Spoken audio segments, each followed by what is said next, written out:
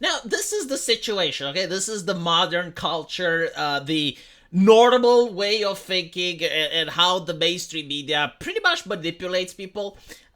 Because all of a sudden you have this news article talking about Alexei Navalny, and they're saying that Putin has killed him, right? Like, he was literally in the jail cell, like, strangling the guy. And the thing that I find interesting is, like, all the people that talk about Alexei Navalny had no idea who this man was a month ago.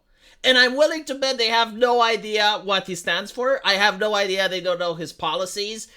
But they are so opinionated on the matter. It's astonishing, right? Like you will have someone go on Twitter and they will have like a take. And if you contradict them, they get so enraged. They get so upset. It's almost as if they knew the man himself. It's almost as if they're an expert on Russian geopolitics. And all of a sudden, like they were basically like waiting for this guy to be released or something, and that this happened. They're really upset because they were invested in the story. When in reality, no one knows who this guy was outside of Russia. Like, I am willing to bet that if you take any person that talks about this issue, they only know what the papers have said, and that's pretty much it. But they love to argue with other people. They love to, I don't know, like use their way of thinking in order to dominate other individuals on the internet. It's how they get their kicks. The reality is, I don't fucking know who Alexei Navalny is either, right? But, like, for the sake of conversation, I did look into who the man happens to be. He's by no means like a democracy-bringing beacon of light, as the Western media tries to portray him as. He basically has certain questionable politics in the past. Like, he supported the invasion of Georgia. He did support Russian expansionism in other areas, right? He does seem to have been part of actual Nazi marches where they do Nazi salute. Like, all of this is on camera. It is well documented, right? So he seems to be like a type of asshole, but he's our asshole. Like, it's not like the United States have refused to work with problematic individuals in the past. Right, so it's kind of like that. The thing is, like, the man seems to have been, as the left likes to call it, a fascist, and he got dominated by a bigger fascist. Like this is what seems to me, having looked at what happened. But, like, again, if you actually do that, if you actually do look at the politics and you're talking about that, you get people that are very strongly opinionated. Again, it's as if they knew the man himself, and they are willing to argue with you, and they genuinely, like, despise you because you have a different take than they do. But you have also the other side of the issue, right? Like, I'm not going to say that it's only on one hand. Like on the other, you have the policies that this man had, Nazism aside, they're very similar to the same policies that Donald Trump has. Like, for instance, he is really big on the Second Amendment. Like he was supporting more Russians having access to weapons. He is against illegal immigration. He is for controlling the border. He is for limiting crime. Like a lot of populist stuff that if you have a Western politician articulate that in Germany, all of a sudden he's under a watch list, and it's like, oh my god, the evil far-right extremism, right? So it's interesting how the media just ignores all of these things. Like I starting to think it's like the media loves borders, right? But they love the borders if they're in Ukraine, if they're in Israel. They despise the border when it's in America. Like, there is something about American soil which creates certain ideas that are perfect elsewhere in the world. It creates them harmful and evil when they're applied to the United States.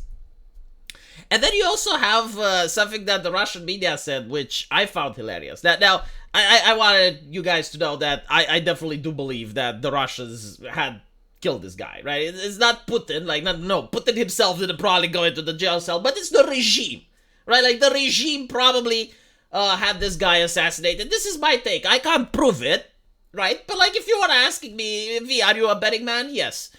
Would you bet that the regime? Yes. I mean, that's my opinion, right?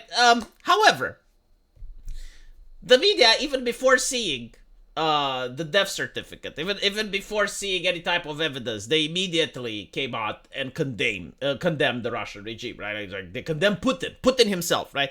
I love the idea because they don't want the concept of a regime to exist in people's mind, right? Like, they don't want the idea that you can actually have an oligarchy and there's like multiple interests involved and there's different people with different spheres of power and influence and they're all colluding to govern the nation. They don't want that, right? This is why they keep saying Putin, Putin, Putin, because it's like just one guy. As if you replace Putin tomorrow, everything becomes okay, right? Like, everything becomes normalized. It's just replacing the man.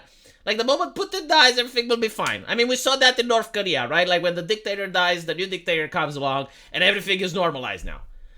It's the mindset of a child that the media tries to influence people with. Again, this is why I hate when they say Putin. It's the regime, right? So the regime did have him assassinated, but that's my opinion. However, with the mainstream media, their opinion aligns with mine. But the only difference is that when it's happening in America, again, there's something about American soil that when you take something that happens elsewhere in the world and you transport it to America, it transforms. It becomes different, right? So in America, you have the Epstein situation. I would consider it to be quite similar, but like, again, you know, the guy dies in mysterious circumstances. He dies in prison. And if you say, and there were individuals on the left and the right that refused to accept this. I mean, there were journalists from the New York Times that on Twitter refused to accept this. But if you were pushing this matter further, you're a conspiracy theorist, right? So if you doubt stuff that's happening in America, you're a conspiracy theorist. But in Russia, it's okay to doubt what the government says, right? In America, you need evidence. In Russia, you can make the claim even before the death certificate comes up. I find it an interesting double standard. Again, like, what is about the soil of the America? Like something happens elsewhere, and we can say, yes, like, the regime is corrupt. Yes, like, the regime does this and this and that. But when it's America, and you're noticing similar patterns, though, if you make those same accusations, right? Because at the end of the day, they're accusations. Like, I can't prove it. Like, maybe, the guy genuinely died in prison from pneumonia. I can't say. Like, I wasn't there. I haven't seen I don't know, right? Like, I can only make my own mind based on, I guess, patterns, things that happened in the past, the context, knowing what Russia does. You know, like, that's how I judge my mind. But, like, if you make the same assumptions about the United States, all of a sudden, no, harmful, dangerous, no. So that's what I find interesting, right? Like, number one, people talking about Alexei without knowing who the man is. People making accusations without even looking into what his policies were or anything like that.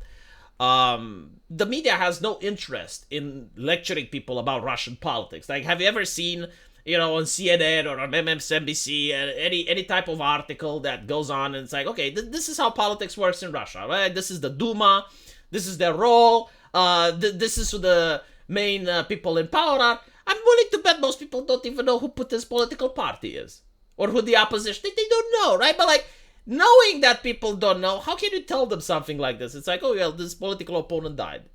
I mean, it's Russia, right? I mean, surely it happens. In this case, it probably did. But the uneducated mind holding certain beliefs with such certainty is interesting, right? But do let me know what you guys think. And as usual, I will see you in the comment section. Take care.